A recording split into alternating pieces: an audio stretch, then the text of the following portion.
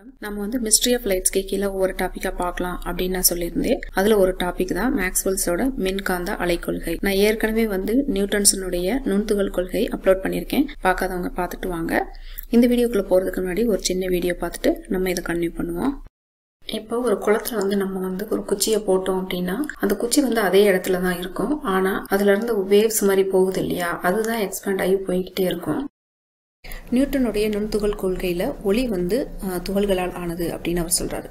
ஆனால் James Clark Maxwell என்ன சொல்கிறாரு அப்படின்னா அவருடைய மின்காந்த அலை கொள்கையில் வந்து இது வந்து அலைகள் அப்படின்னு அவர் சொல்கிறாரு. இப்போ இந்த படம் இருக்கு இல்லையா, இப்போ நம்ம பார்த்தோம் இல்லையா ஒரு வீடியோ, ஒரு குச்சியை தண்ணியில் போடுறது, அதே தான் இதுவும். இது வந்து அந்த குச்சின்னு வச்சுக்கோங்க, இதுதான் அந்த அலைகள் அப்படின்னு வச்சுக்கோங்க. இப்போ அந்த பொருள் வந்து உங்களுக்கு என்ன அவனுக்கு ஒரே இடத்துல தான் இருக்கும். ஆனால் அதனுடைய ஆற்றல் இருக்கு இல்லையா, அது மட்டும்தான் வந்து மாறி இப்படி போயிட்டே இருக்கும் அப்படின்றாரு. இப்போ இதை வந்து அவர் வந்து அலைகள் அப்படின்றார். இது என்ன மாதிரியான அலைகள் அப்படின்னா மின் அலை அண்ட் காந்த அலை, இது ரெண்டும் சேர்ந்தது தான் மின்காந்த அலைகள் அப்படின்னு அவர் சொல்றாரு. இது வந்து இந்த மின்புலத்தோட அலைகள், இது வந்து இந்த காந்தப்புலத்தோட அலைகள். இது ரெண்டும் சேர்ந்தா என்ன இருக்குமோ அதுதான் வந்து மின்காந்த அலைகள் அப்படின்னு அவர் சொல்றாரு.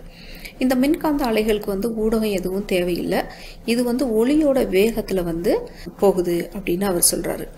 ஒளியோட வேகம் அப்படின்னா எவ்வளவு இருக்கும் அப்படின்னா 3 × 10⁻6 கிலோமீட்டர் பர் செகண்ட், அப்படி இல்லைன்னா 3 × 10⁸8 மீட்டர் பர் செகண்ட், எது வேணாலும் சொல்லலாம். இந்த அலைகள் எவ்வளவு ஃபாஸ்டா வந்து போகும் அப்படின்னு பார்த்தீங்க அப்படின்னா, இப்போ இந்த பூமி இருக்குன்னு வச்சுக்கோங்க, ஒரு செகண்டுக்கு இது வந்து 7.5 தடவை வந்து இது வந்து சுற்றி வந்துடும் அப்படின்னு அவர் சொல்றாரு. நியூட்டனால எக்ஸ்பிளைன் பண்ண முடியாத நிறைய விஷயங்களை இவருடைய கொள்கையினால எக்ஸ்பிளைன் பண்ண முடிஞ்சது.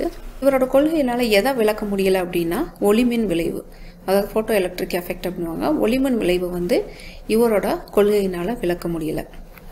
ஸோ இந்த வீடியோ பற்றி உங்களுக்கு ஏதாவது கேள்விகள் இருந்ததுன்னா கமெண்ட்ல சொல்லுங்கள். இந்த வீடியோக்குரிய கொஸ்டின், நம்ம எழுதுகிற பெண்ணை வந்து யார் கண்டுபிடிச்சது அப்படின்னு கமெண்ட்ல சொல்லுங்கள். இன்னொன்று வந்து நம்ம பென்சிலில் வந்து பிளாக் கலரில் இருக்கு இல்லையா, அது வந்து என்ன மாதிரியான மெட்டீரியல் அப்படின்றதையும் கமெண்ட்ல சொல்லுங்கள். தேங்க்ஸ் ஃபார் வாட்சிங்.